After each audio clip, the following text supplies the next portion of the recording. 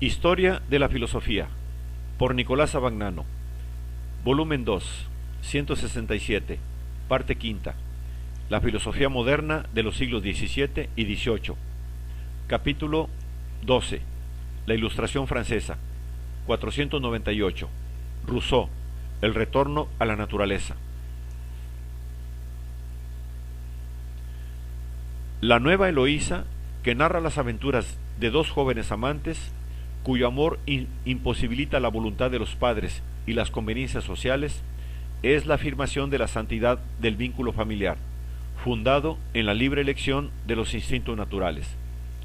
De este modo, Rousseau hace hablar a un personaje, Milord Edward, que defiende a la joven pareja. El vínculo conyugal no es quizás el más libre, así como el más sagrado de los contratos.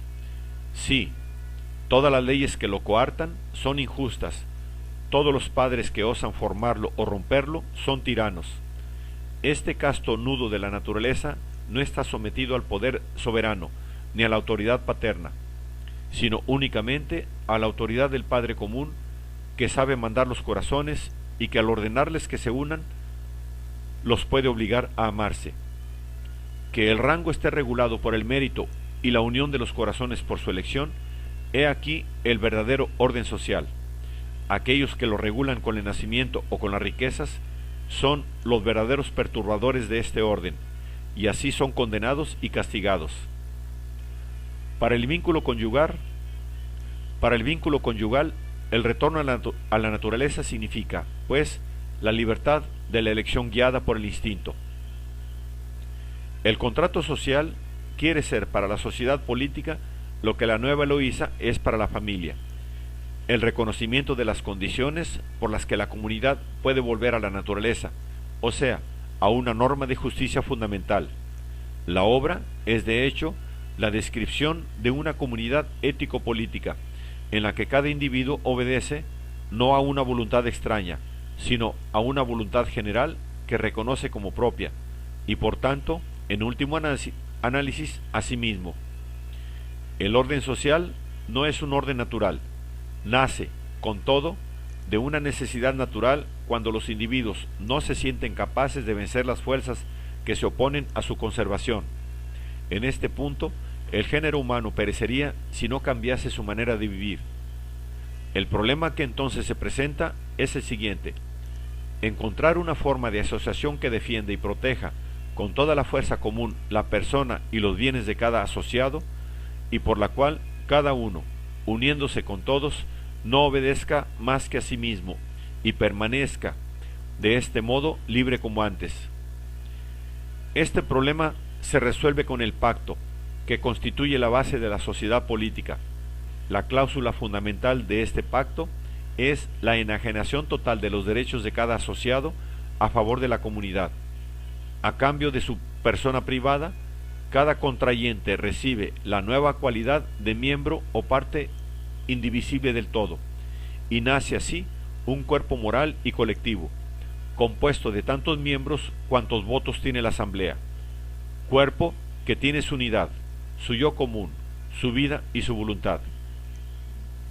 Con el paso del estado de naturaleza al estado civil, el hombre sustituye en su conducta el instinto por la justicia y da a sus acciones la moralidad de que antes carecían. Únicamente entonces la voz del deber sustituye al impulso físico, el derecho sustituye a la apetencia, y el hombre, que hasta entonces había tenido en cuenta sólo su propia persona, se ve obligado a actuar según otros principios y a consultar la razón antes de escuchar sus tendencias. El paso del estado de naturaleza al estado civil no es, por tanto, un estado de decadencia del hombre, si el estado civil es, como debe ser, la continuación y el perfeccionamiento del estado de naturaleza. Y toda la obra de Rousseau está dedicada a poner de manifiesto las condiciones por las cuales este estado ha de mantenerse como tal. La voluntad propia del cuerpo social o soberano es la voluntad general, que no es la suma de las voluntades particulares, sino la voluntad que tiende siempre al bien general y que por tanto no puede equivocarse. De esta voluntad emanan las leyes, que son actos de la voluntad general, y no son, por tanto, las órdenes de un hombre o de muchos hombres, sino las condiciones para que sea realidad el bien público. El gobierno es el intermediario entre los súbditos y el cuerpo político soberano. A él se debe la ejecución de las leyes y el mantenimiento de la libertad civil y política. Los gobiernos tienden a degenerar, oponiéndose a la soberanía del cuerpo político con una propia voluntad particular, que se opone a la voluntad general. Pero los depositarios del poder ejecutivo no tienen ninguna autoridad legítima sobre el pueblo, que es el verdadero soberano. No son los amos del pueblo, sino sus empleados, y el pueblo puede nombrarlos y destituirlos cuando guste. No les incumbe pactar, sino obedecer.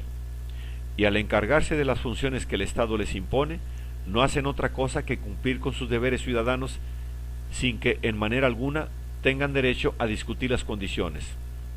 El pacto social establecido en tales condiciones asegura, según Rousseau, la libertad de los ciudadanos, porque asegura que cada uno de sus miembros no obedezca más que a sí mismo. En efecto, la voluntad general no es más que la voluntad dirigida al interés de todos, y al obedecer la voluntad general, el individuo no sufre ninguna disminución o limitación. Así que, por un lado, Rousseau distingue la voluntad general, ya de las decisiones que toma el pueblo, en vías de hecho, ya incluso la distingue de la voluntad de todos. Por otro lado, exige la completa subordinación del individuo a la voluntad general, porque fuera de la voluntad general no puede haber más que intereses o alicientes particulares, y por tanto injustos. En otras palabras, la verdadera naturaleza del Estado no es dar a los individuos un sustituto de la libertad natural, sino otra forma de libertad que garantice al individuo lo que la libertad natural le garantizaba, mientras le era posible, o sea, su vida y su felicidad. Desde este punto de vista, la tesis del contrato social no se oponen a las de las otras obras. La naturaleza del hombre es la libertad, pero la comunidad política no puede garantizar al individuo la libertad del instinto desordenado, sino sólo la libertad de un instinto disciplinado y moralizado por la razón, lo cual sucede precisamente al coincidir la voluntad individual con la voluntad general. Supuesta la necesidad de una vida social, el retorno a la naturaleza de esta vida social es, para Rousseau, el orden y la disciplina racional del instinto espontáneo. Así pues, aquí la naturaleza también vale sólo como una norma, esto es, como criterio de orden y justicia. En la Nueva Eloísa y en el contrato social, expone Rousseau las condiciones y el significado del retorno a la naturaleza de la sociedad familiar y política, respectivamente. En el Emilio formula las mismas condiciones para el individuo. Aquí todo depende de la educación. La educación tradicional que oprime y destruye con una superestructura artificial la naturaleza primitiva, es menester sustituirla por una educación que se proponga como único fin la conservación y refuerzo de tal naturaleza. El Emilio es la historia de un niño educado precisamente para este fin. La obra del educador debe ser, al menos al principio, negativa. No debe enseñar la virtud y la verdad, sino preservar el corazón del vicio y la mente del error.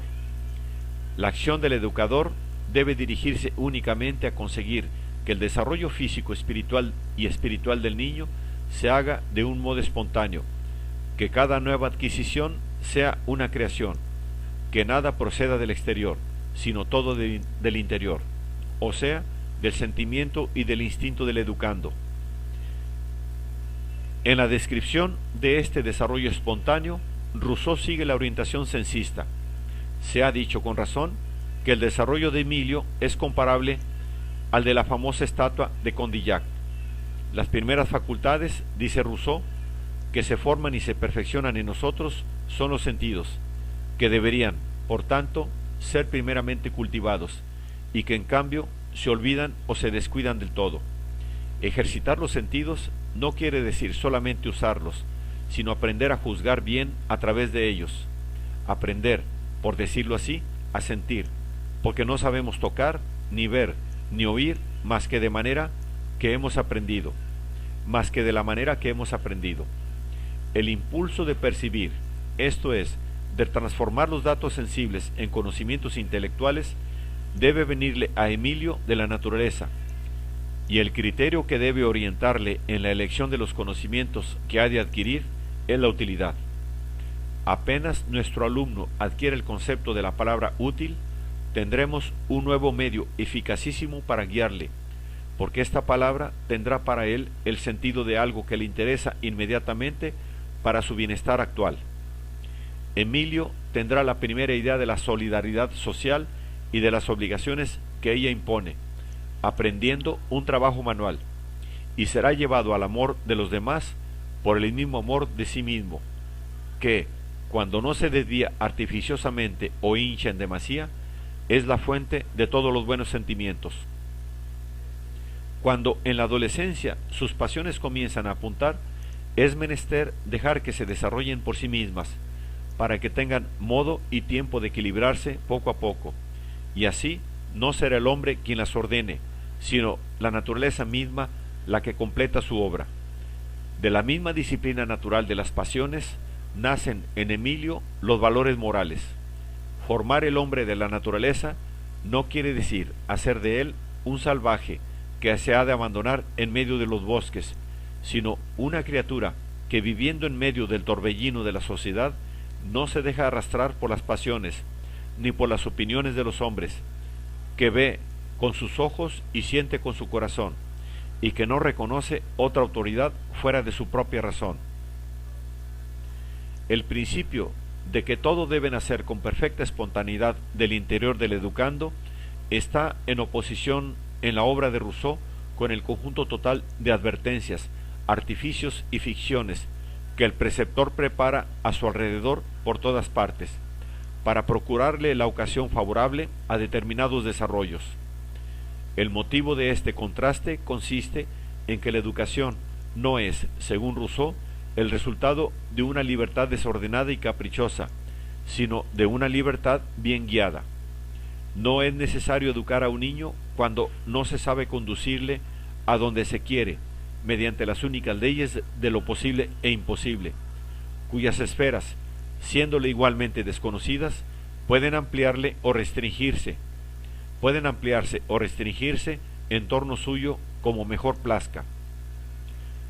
Se le puede encadenar, impulsar o refrenar, sin que él se duela por ello, solo por medio de la voz de la necesidad, y hacerle dócil y manso, solo por medio de la fuerza de las cosas, sin dejar que ningún vicio tenga ocasión de germinar en su corazón, porque nunca las pasiones se encienden cuando sus efectos son vanos. Por otra parte, según Rousseau, la verdadera virtud sólo nace en el hombre por medio del esfuerzo contra los obstáculos y las dificultades externas. Cuando, al fin del Emilio, se imagina que el hombre se ha enamorado de Sofía, el preceptor le impone un largo viaje y, por tanto, la separación de ella para enseñarle a dominar sus propias pasiones. No hay felicidad sin valor, ni virtud sin lucha. La palabra virtud deriva de las palabras fuerza. La fuerza es la base de toda virtud. Te he criado más bien bueno que virtuoso. Pero quien es únicamente bueno, se mantiene tal únicamente mientras se encuentra placer en serlo, hasta que su bondad no es aniquilada por la furia de las pasiones. Hasta ahora has sido libre, solo aparentemente. Has disfrutado solamente de la precaria libertad de un esclavo, al cual nada se le ha mandado. Ahora es tiempo de que seas realmente libre, pero has de saber ser dueño de ti mismo, has de saber mandar a tu propio corazón. Solo con este pacto se conquista la virtud. Así también, en el Emilio, la naturaleza humana no es el instinto o la pasión inmediatos, sino más bien el orden racional y el equilibrio ideal del instinto y de las pasiones. Por esto, no es una condición primitiva poseída por el hombre, sino una norma para reconocer y valorar. No es un hecho, sino un deber ser. Y así se explica que Kant haya podido inspirarse en Rousseau en su doctrina moral y reconocer en él al Newton del mundo moral.